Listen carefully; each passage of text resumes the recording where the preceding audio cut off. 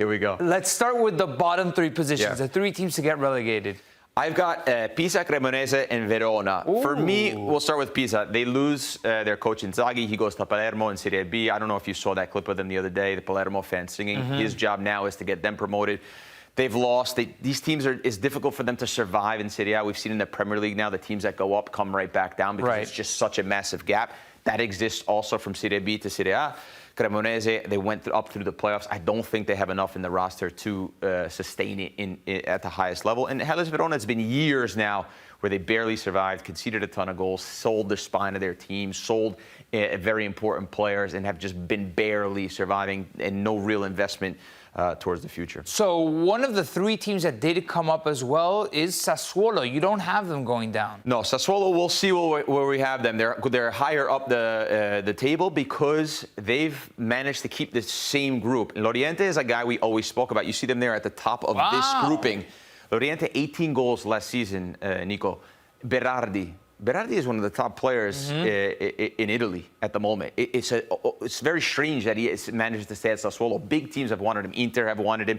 Big teams all over Europe have wanted him. He stays at Sassuolo. He goes up again with the team. He's one of the most talented players. Obviously, Italian national teams fans might not think that because of the open goal he missed a few years ago. Right. If you go down this list again, Torino is just always there. With Genoa, I would even pair them, right? Patrick Vieira is at Genoa. They're the perennial mid-table team. Not a big investment, really, moving forward, but defensively always very sound. Good infrastructure at the club. So, again, we'll see what they have. They're always tough cookies to play against. Nobody wants to go away and play them. It's difficult. Genoa, I would pair them with them as well. Udinese, they lose Lorenzo Luca, their main goal scorer, and they lose Thauvin, right? So they lose their two best players. And the guys coming in are not going to be able to fill those gaps from what I've understood and what I've seen so far. Under Runaic there. Cagliari, Lecce, Parma. We'll talk more about Parma here. They sold the heart of their team, the soul of their team. Mihaila, Dennis Mann, Sam as well, right? And they haven't really replaced it. New coach in there as well. I think you told me he's 29 years old, or someone told me he's 29 years old. So really risky approach to begin a season. Again, transfer window's not closed yet, but if it stays this way, I like Parma being right there, if not potentially dropping even into the bottom three. And then Cagliari is just, they always have something about them. It's a difficult place to get on a plane and go to, so to play football. So they're always, I have them in that range. I look at a lot of these teams, right? Lecce, Parma, they were in that relegation fight deep into the season last season. What would it mean for Parma if they were to go down to Serie B? For me, it would be devastating because it's a staple. Last time we went there to Italy to cover a game, we watched Parma, Milan at home in Stadio Ennio Tardini, and we were with Cannavaro, and obviously the names that have been through there, Buffon and Thuram. Football heritage, right, in Italy. Calcio heritage. And a great city as well, where some of the best Italian players have come through there. So it would be a shame, obviously, with the ownership too, American ownership, that they wanted to move this project forward. I mean, it started last season really good. But then since then, it's just been really wavy, and obviously they're losing their coach Kibu to Inter. That will speed up soon and see where they are, where I have them in the table. Yeah. So that's 11 through 20, bottom half of the table. Yeah. Let's shift our focus a little bit more towards the top half. Here's your 10 to 6. Como? A nice little season in 10th. Can they do better than that, though? You know, Nico, I feel bad putting them there in 10th. I want to move them higher up the table, but I just don't see how. They spent 121 million. They still don't have the out-and-out striker. They keep signing players that are really good technical players.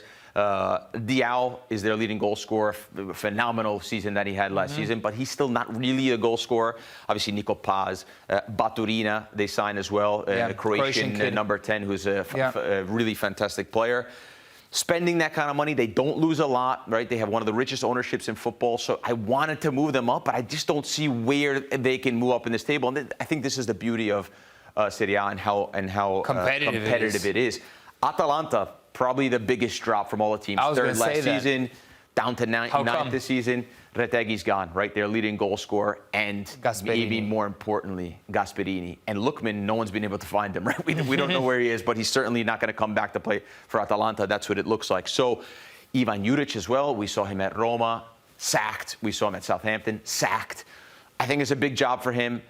One of their most reliable players there, who's going to score the goal? Scamacca. Was he really the most reliable player, right? Questions about his attitude, questions about now his injury, coming off of two massive injuries. So I have Atalanta there, or I could even see them potentially dropping maybe even lower. Lazio, the return of Maurizio Sarri, they're not able to sign players, very difficult. Fiorentina, Pioli, right? They have some old school pieces in the team. Is Moises Kean going to do what he did last season? Potentially. Obviously, also the arrival of Džeko makes that very interesting. And then Bologna, Vincenzo Italiano, you can't count them out. They signed Immobile, a guy that at his age can still score goals for me in this team. They do lose Bocola and Ndoye. Yeah, big ones. Very big ones, but Orsolini remains. Castro remains for the moment. Dominguez remains for the moment. So I like Bologna where they're at. And now we're going to move forward. Before we move on to 5-3, I actually have two questions. Do you think Fiorentina overachieved last season? I don't think they overachieved last season. I think they are a team that the quality that they have and the money that they're able to spend, that's is always really going to end up. Okay, and then my second question is, it's about the split between Atalanta and Giampiero Gasperini. It felt like it worked in such symbiosis that one helped the other. And now that they've split, it feels like they need each other. The feeling is that Atalanta won't do the same without Gasperini, and Gasperini won't do the same without Atalanta. But you clearly think differently, because I haven't seen Roma on this table yet. Well, we haven't seen Roma yet, so Gasperini is still to be seen where we're going to put him on this table. But with Atalanta, it's not just that Gasperini's gone, it's that Retegui and Lookman as well are gone, and there's been a change. Obviously, Ruggeri as well, who was an important piece for them. So we'll see how that goes, but they've lost too much in too little time. And then the replacement of Juric, I'm just not so sure. I'm not 100% sure. Who's the right guy? I don't have a lot of confidence in Juric at the moment if you look at his last two jobs, like I said. So that's why I have them in that. All right, let's go 3-5. 3-5. Okay, this is the interesting ones. Wow. So Milan in third. I thought Milan have done fantastic business. That's a big jump. For Milan. For Milan. Well, Allegri's there, right? So it's not going to be pretty. They're going to play in a 5-3-2 most of the times. They're going to play from a counterattack, able to hold on to Leao and keep him there. Obviously, they lose Theo. They lose a couple big pieces in the team. But they have, I think, enough in the team, and they're going to be pragmatic, and they're going to be smart in the way they do it. And I keep seeing clips of Allegri trying to get Leao, trying to get him on the same page and trying to get him going. Obviously, Pulisic coming off, he's the leading goal scorer there as well. He's going to be there. So I like what Milan have done. I have questions about their back line for sure. Okay. I think they still are a little slow. They get cut through a little bit easily, but they have made some really good signings. Juventus, just the money that they've spent. The spine of their team, they have Yildiz, they have Thuram. They have a couple still interesting pieces. Bremer will return into that back line, which will be important for them. And under Tudor, they can't be worse than they were last year, and they finished fourth, so that's why I have them in fourth. Is fourth still not good enough for a team like Juve? It's not good enough for the amount of money they've spent. Absolutely not. And then Roma in fifth. I think Gasperini is fantastic. I think he's one of the best coaches in Italy. But also, we saw his stint at Inter, a bigger club, right? And it was not good, and it didn't last long. At Roma, also, who's going to score the goals? Is it going to be Dovbyk? Is it going to be Ferguson? Is it going to be Dybala, Sule? They have some pieces, but I'm not totally convinced there that Gasperini and that is going to work right from the get-go. I think at Atalanta, it took them time to build that. I think it will take them time at Roma, but they still have something there, so I have them in that fifth spot. Yeah, now let's see how he deals with the stars at Roma, because he has a history of not dealing with stars well. Well, this is the thing, right? This is the thing, is his personality, and it's sometimes a little bit about him and not the team, and he demands the utmost. I remember interviewing Lookman last season after a Champions League match, and I said, what's it like playing for him? And he said, look, he said, it's difficult. But it's worth it. If you listen to him, good things happen. So we'll see if they buy in. I think they're going to have to buy in, because I think Roma, I think he has a long leash there. And we'll see what kind of Gasperini we get. For sure, if he has time, I think he can improve him. All right, the anticipation for your Serie A champion. We're getting the same top two. I don't even know who they are yet, but obviously the same top two as last season. I wish I could put these two side by side, because that's how close I think it is between them. I still believe that Inter have a better team and play better football than Napoli. Really? I think they have a lot of the same players.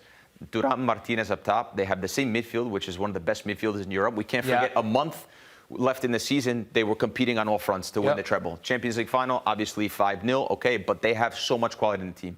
Barella's in the team as well. They've made some good signings. I like Boni that they've added into the team. They've been very clever with the way that they've gotten rid of some guys and added others. It is an older team, and my big question mark is Kivu. Obviously, that's the one that you're just not sure about. And the team was the oldest in the league last season. Now they're 1 year older. So that is my question mark, why they fall just below Napoli. Napoli played some of the worst football I saw last season, but defensively very sound. Best defensive record in the league under Antonio Conte. The second year sometimes can lag because he demands so much from the players. But they did add KDB. They did add Lorenzo Luca from Udinese. They did add Boccoma from Bologna. Yeah. So they have some real pieces there. And I got in a lot of trouble last year. I looked a little bit foolish last year betting against Antonio Conte. Not going to do it 2 years in a row, and that's why I have Napoli at the top of the table. I mean, it's crazy to think that just a couple of years ago, we were in a, 20, 30-year trophy drought for Napoli in Serie A. We were talking about them not winning a title since the late 80s, right? And now we're actually entertaining a possibility of them winning 3 Scudetti in 4 seasons. Well, I think, Nico, the conversation for me is, and why this happened, because they won it 2 totally different ways. They won it under Spalletti, where they played very good football, 4-3-3. They played in the attacking style. Osimhen, Kvaratskhelia, you can't forget that duo was a one-off. And then they did it under Antonio Conte, very pragmatic, didn't score a lot of goals, lowest point total in the last 13 years to win the Serie A. But then they had Scott McTominay, they had Lukaku that got the job done. They're only up there when Inter, Milan, and Juventus are not at their best. When they're not themselves. And the last few years, they haven't been themselves. Inter, the older squad with Kivu. Milan, a little bit all over the place at the moment. I still have questions about the back line. And Juventus as well, with the signings that Giuntoli and Thiago Motta, the damage that they did in the last transfer window and that last beginning of last year, it's hard to make that up right away. So when those giants of the North are not on their A game, Antonio Conte and Napoli could take advantage. Yeah, good opportunity for Napoli again to go back-to-back. All right, Grell, thanks. That's all your top 20. So everybody that's watching and in the comments, they can find you on Instagram, Twitter, Strava now. Just come at this guy, please. If you're not happy with the final prediction of your team